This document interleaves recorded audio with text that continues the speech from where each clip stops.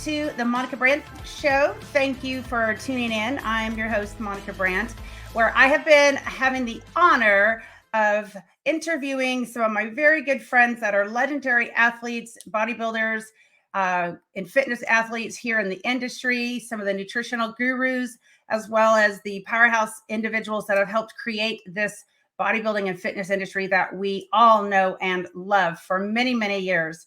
And today's guest is none other than an amazing athlete. He's had a tremendous history on stage with over 70 shows and almost 2 decades. He's become one of the most sought after nutritional trainers and coaches, prep coaches as well. He's a cover model and has had hundreds of bodybuilding magazine covers and features inside. And I actually have a few on my wall behind me, as well as we actually have 13 covers together. So I can't wait to interview my good friend, longtime good friend, Milos Sarcev. So Claudia, why don't you go ahead and roll the film?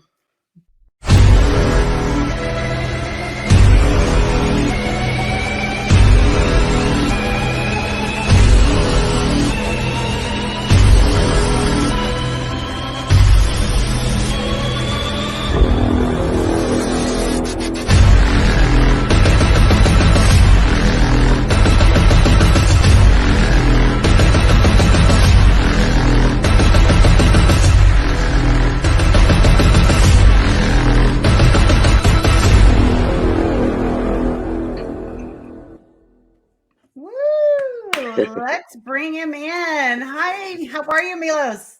Hi, Monica. It's been such a pleasure finally reconnecting. I was talking now to my wife, and I was trying to explain her who you are and how long do I know you. And I said, like, let me really go back and see, what was it? It was like 1992 or 1993, which makes it now 30 years. Right? Yeah. Well, let's see. First of all, I wish it was 92, 93, but I started competing in 91, but I probably met you in like 95. 95, right around there. Because that's when I came to California. So I kind of got my foot in the door in 95. So almost 30 years though. Yes. Well, then I miscalculate something. I do know that we did a number of scabbers there, 95, 96, 7, and so on. But I thought I met you previously, and you were that newcomer. There's like everybody talking about. I mean, this is why we actually did connect with so many covers. I don't know. I never asked the public. Covers. Yes, it should be more. I had no idea we had 13. There's some definitely that you sent me that I don't have copies of, so I'm gonna have to make sure I save them because I have everything digitized. But then, you know, and I've got you and I. Right here, I don't know, can you see? Yes, yes. Muscle Mag was always interested, yeah, but I think we have many European covers that you probably never seen, you know, because all these pictures from photo shoots would be spread all over the world, and then you many times wouldn't even know that you were on a cover. But yeah, I scripted up 13 quick ones. That's right. When you asked me, I said that's what I had. I loved it. I was like, well, they just kept coming. That's so cool. So you look great. You look very healthy and fit and strong, all the things that you should be. So congrats on keeping up with yourself. Thank you. So do you. I mean, thanks. I don't know if you do remember when we even originally started talking about all this contest preparation and dieting, and maybe I can do that little intro. I was seeing you in every of those photo shoots. I remember you had such a strict diet, and you would eat a little bit of chicken or fish and some vegetables and salads and stuff like that. Always, always. I mean, we've been, God knows how many times on the cover shoots. And then when you were talking to my ex-wife, who was competitor with you, Milma, right? I overheard you say things like you were doing 1 hour of cardio, 1 hour of rollerblading, 1 hour of gymnastics, and then 1 hour of training. And I do remember at that time, I was like, oh my God, that's 4 hours of physical activity. And I don't know if you remember that conversation when I asked you, but how much you eat? And then the diet that you explained was like equivalent to 1,300 calories. You remember that? I do, yeah, because you helped me. You helped me with getting kind of like repackaged with my nutrition and understanding it, even. Yeah. Yes. We see now, because you have a huge audience, I think this is a real life situation, and people that are watching this, Monica and I didn't rehearse anything of this. This is really something that happened. So here I am, pro bodybuilder and a coach, and I'm seeing a wonderful fitness competitor that's just dieting, training so hard, everything, and I'm realizing, oh, she's kind of overdoing it. She's having way too little calories, and so I gave my advice. Would you like to come to my house, sit down and talk? And then I tried to explain her, like, listen, with your basic metabolic rate, just your height, weight, age, gender, right? We can determine what is your physiological need of the body.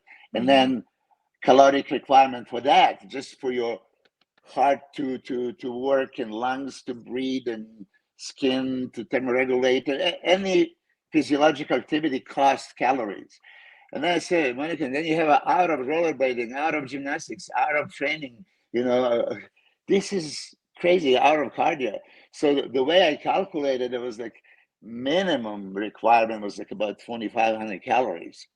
Now, how can you convince somebody to double up the calories from 1,300 to 26, right? This is probably what you also have on hand when you're talking to your clients, right?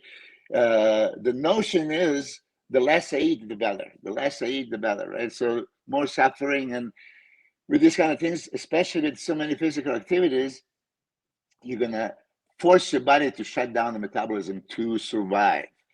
And then the more activity is actually not beneficial, it's detrimental. And less of the calories, again, not beneficial, but detrimental. So I don't know if you remember the moment, but when I told you I want some 2,500 calories, you start crying. I said, I can't do that. I told you, to raise the protein to 250 grams per day, which is, that's like only 1,000 calories. So the whole conversation, and you probably don't remember, there was Italian bodybuilder Mauro Sassi. He's also now a very famous coach in Italy. He was there with us, listening.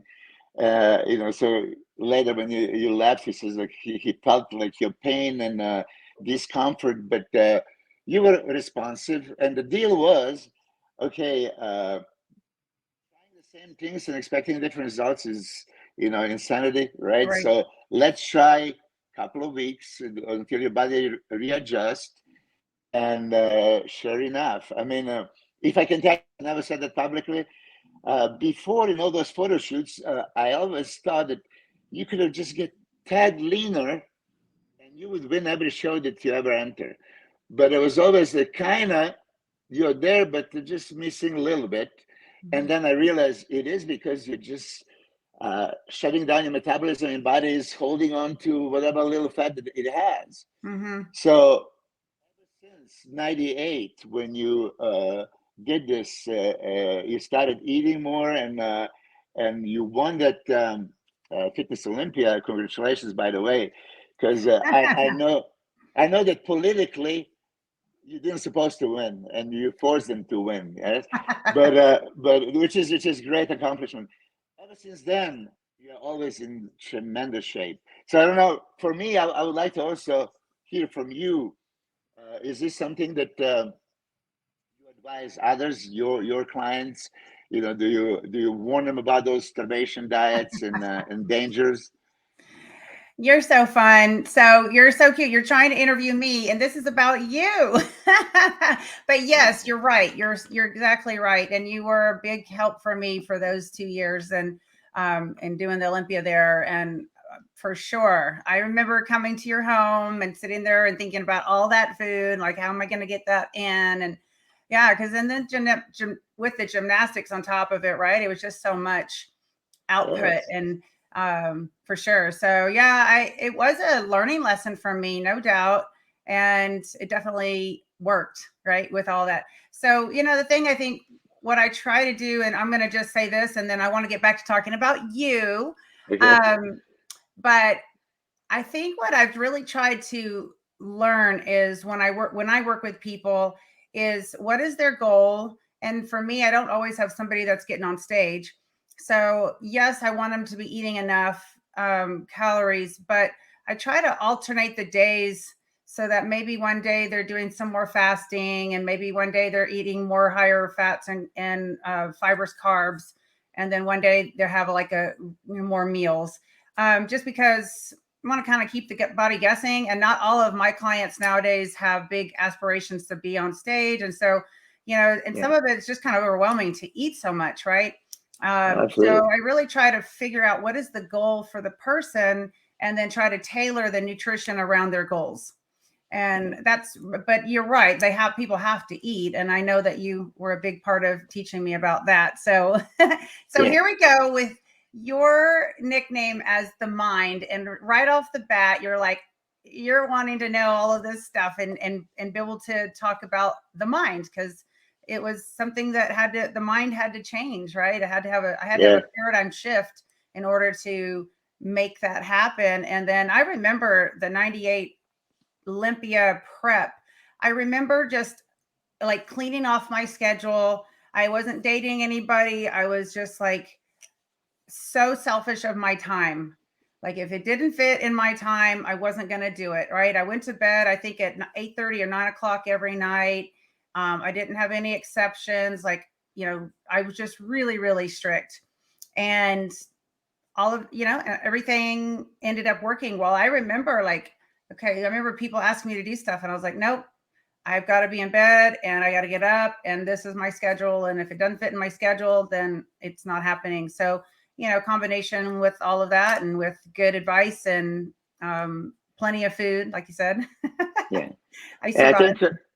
I think that's what it takes at that level. I mean, you're at highest level. You're a Miss Olympia fitness champion. Like you said, there were no compromises.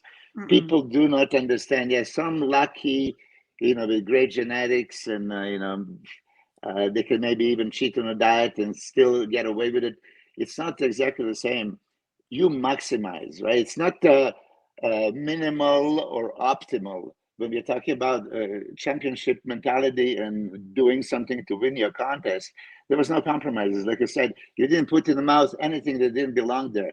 You went to bed at a certain time because your body needed a rest. So everything was catered to your Olympia preparation.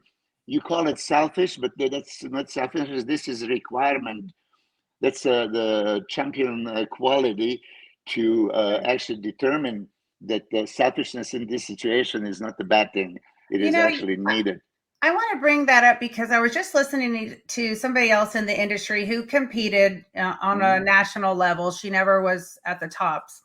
And I just, heard her part of her interview, and she was talking about, this is such a selfish sport and all of this. And I always hated that saying, because like you're saying, at that elite level, it's not selfish. This is your job. This is your career. This is what you've worked so many years for. And to say, well, it's selfish, it's like, well, it's about this goal. And then you put a team together. Usually, at the top, you always have a team, and the team comes together for one purpose, right? To excel that person to the very top, so they can all be part of that team. And I was just, I heard this recently, and I've heard it so many times in the past from people saying, oh, it's a selfish, meaning other competitors who say that, not just somebody on the outside. And I'm like, well, I've never said that. I mean, I've said, it takes a lot of discipline, dedication, and sacrifice. So what do you say, right? What do you say to that kind of mentality? Yes. And maybe that's because it's coming from someone who's never competed at the top for that to be part of their income. Yes. So they don't understand this. For higher goals, you need the higher sacrifices. And while average person is looking at this sacrifice, that's our obsession and our work ethics. I mean, you can't go to the football team now, Super Bowl champs, Rams, right? And tell them, hey, guys, let's skip the practice today. Let's go to the bar. Let's have a weekend off. They had to train. They had to do specifics, right, to reach that level. We are in individual sport, and it's extreme. I mean, what you did, Monica, these fitness routines, gymnastic level that exceeds what normal person can do it. So it's not just performance.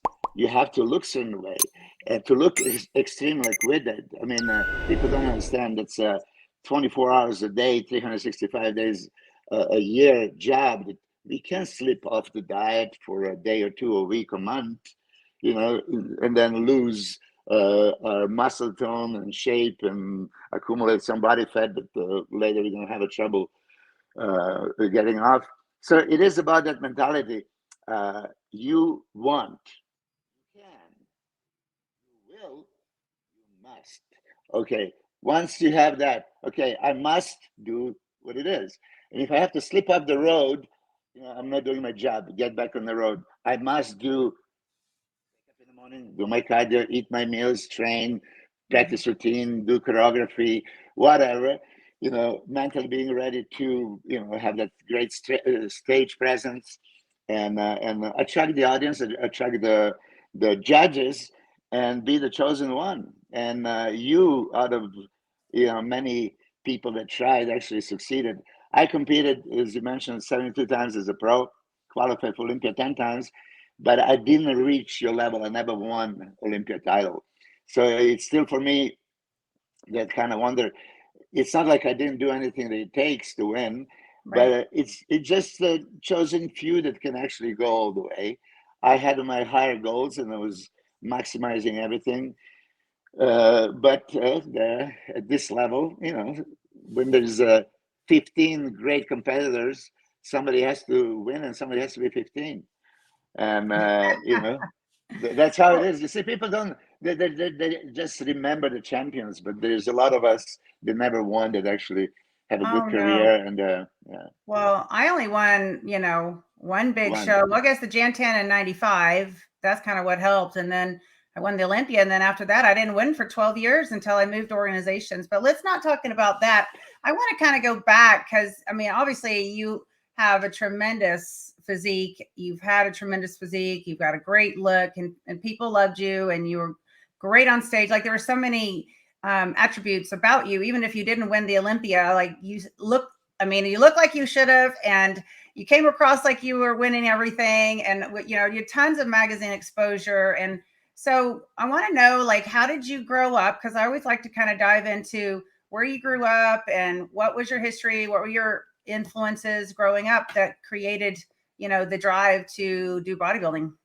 Yes, I was born in Yugoslavia, former Yugoslavia, in the part of Yugoslavia it's called Serbia, right? That's 1964. So I'm 58 years old, and ever since I was a kid, in academic family, my parents were doctors.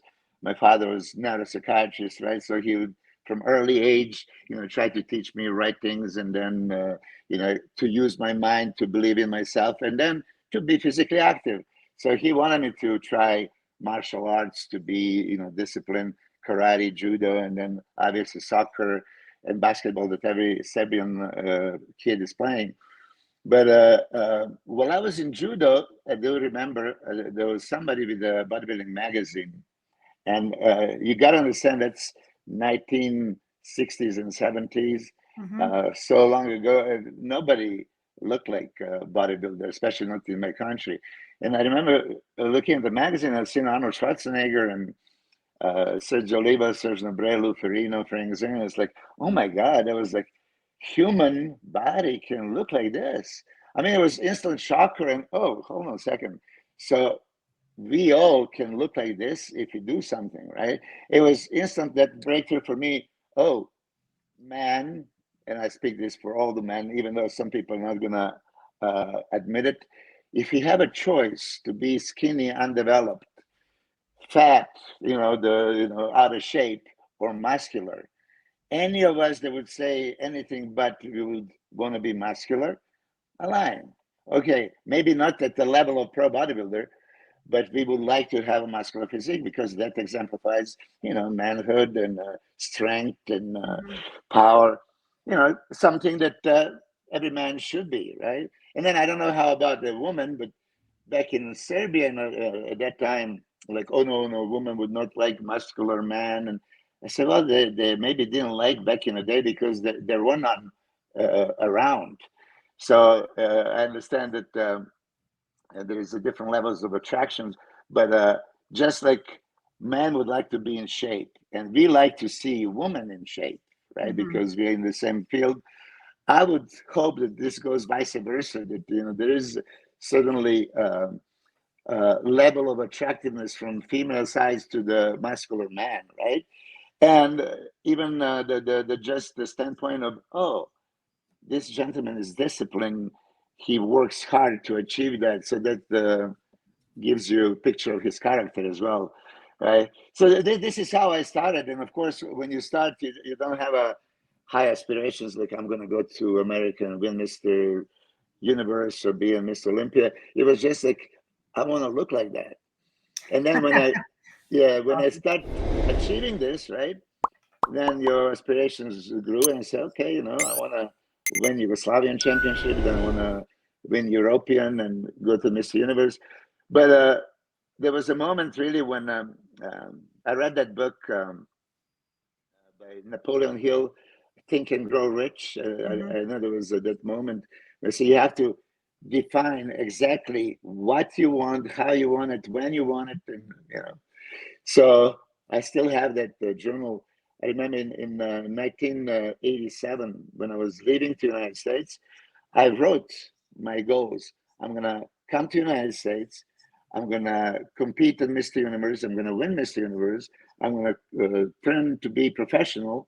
I'm gonna qualify for Mr. Olympia, and I'm gonna make a living off of bodybuilding. 5-year goal, and that was 5-year goal that was set in stone. And I mean, understand little difficulties, right? I didn't speak English. I didn't know nobody in the United States. I wanted to come, so I didn't have any money. So fortunately, I went to Italy to compete in European Championship in this WBF federation. I didn't expect much, but I placed second, and the president of the federation gave me an invitation from Mr. Universe in Tucson, Arizona. I said, oh, this is great, but how am I going to get there? But let me see. So I went to the embassy and I asked for a visa, and I got the visa. Now I said, well, now I have a visa, but how am I going to get the money to fly all the way there? I wasn't going to get the money from my parents, of course. So I had to make like over $1,000, which at that time in Serbia was probably equivalent like 100 grand here. Like this would be the thing. Wow. But I did some commercials, advertisements, did some guest posing in some shows, and anyway, I made just enough money to buy a ticket. Now the problem was that my father, neuropsychiatrist, did not want me to leave the country until I got my diploma. I was in University of Nutritional Technology, and I didn't finish, so he wouldn't even discuss with me that I can leave before I graduate. But I knew that, okay, this opportunity comes once in life, and I got the visa, so now it's only about getting the plane ticket. So after I got the plane ticket, that's when I informed my parents, like, oh, I have a desire to represent my country in this Universe contest in Arizona. I'm going to go to this contest. And then they start like laughing. You're not going anywhere. You're supposed to study. There is a few exams that you have to pass. Anyway, yeah, I told them like, well, here is my visa, and here is my ticket, and Monday I'm leaving. So that didn't go well with them, but my father really thought that, okay, I'm going to go compete and come back next week. But I already made the plan that this is it. I'm going to pursue my career like Arnold Schwarzenegger went from Austria to California, right? I knew that in order to really make it big, you have to be in the US. Now, if I can just touch the subject at that time, of course, I was just competing natural because for me there was no knowledge or anything else.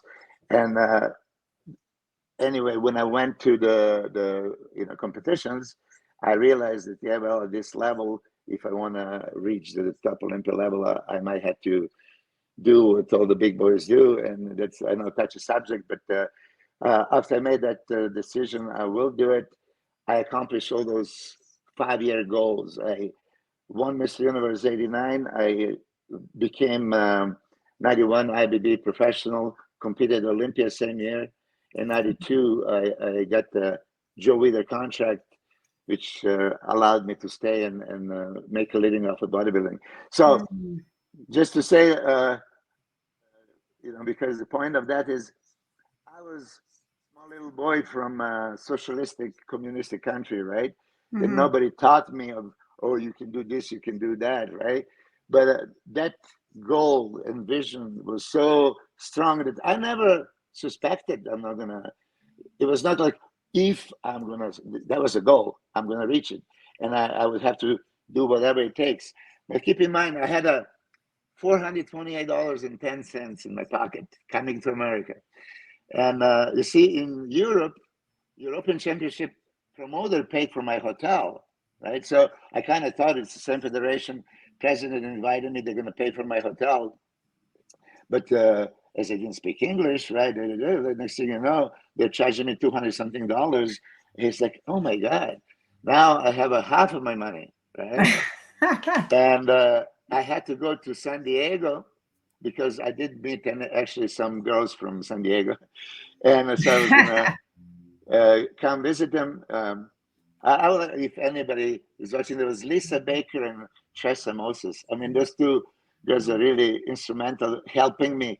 I never really mentioned them in any interviews, and they probably don't watch this, but those two ladies really helped me, because when I got here, they gave me a place to stay. And were they bodybuilders? No, they were just regular, girls, but Regular. very kind. I mean, when I say this, they were not fitness related. They were not in industry, just very kind girls. And that's how in life you run into the angels, and other kind of people. And these two were really instrumental for me to get the job. I mean, I had to get the job. I didn't speak English, so how am I going to get the job? But I had physique. I was Miss Universe, like 23 years old at the time, somewhat better looking. So the manager in the gym over there, she was a kind of lady that she would ask the question and don't let you answer it. And all I had to do is say yes, yes, yes. So by the end of the interview, Lisa was with me. When I left the gym, she said, okay, you got the job. Monday you start training, and that was Jack LaLanne's gym. So I had a weekend. Wait. That's Jack LaLanne's gym? Yeah, that was one of his gyms. Yeah, that was. Okay, that's pretty cool. That's pretty cool. But just imagine the situation now. And you still don't speak English? I didn't speak English. I knew just elemental stuff, right? Tarzan and Jane, this kind of thing. But then now I had a weekend. It's like, okay, if I'm going to train somebody, what I'm going to have to say? Okay, push, pull, squeeze, count, stuff like that. But fortunately, everybody in the gym, I mean, they were kind of trying to help me out. And I learned my English in the gym, teaching people, and I went to school for that. But I got the job, and I had just enough to survive. And then, you see, those are struggles. But again, I want to say my focus was on a goal. I'm going to win that Miss Universe. So 87, I was 6th. 88, I was 3rd. In 89, I won. And then 91, I competed in my first pro show, San Jose Pro Invitational. I was 3rd, qualified for Olympia right away.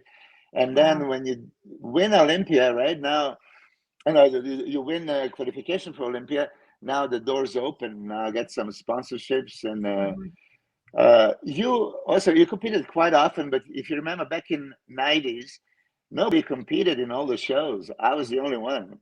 Whatever was organized, I was competing. I mean, I was in shape year round. That's how we actually did so many photo shoots. Because if you remember, many times just Alex Ardenti or photographer would say, "Are you guys in shape? Okay, let's meet Malibu Beach." Right. And that's how it was. Right. Right. I mean, it was just all these handful of freelance photographers that Yeah. were running the show with all the photos until, you know, except for Muscle and Fitness, they had their own crew. But yeah, you're right. It was like just like that. They'd call you up. Hey, let's shoot. Okay. Yes. And I mean, you were super, super popular. I mean, I can get to this inside scoop. I mean, you know, everybody was, oh my God, Monica. So every time I would have a photo shoot with you, I would get like, you know, 20 phone calls. Ah, you know, I said, come on, you guys.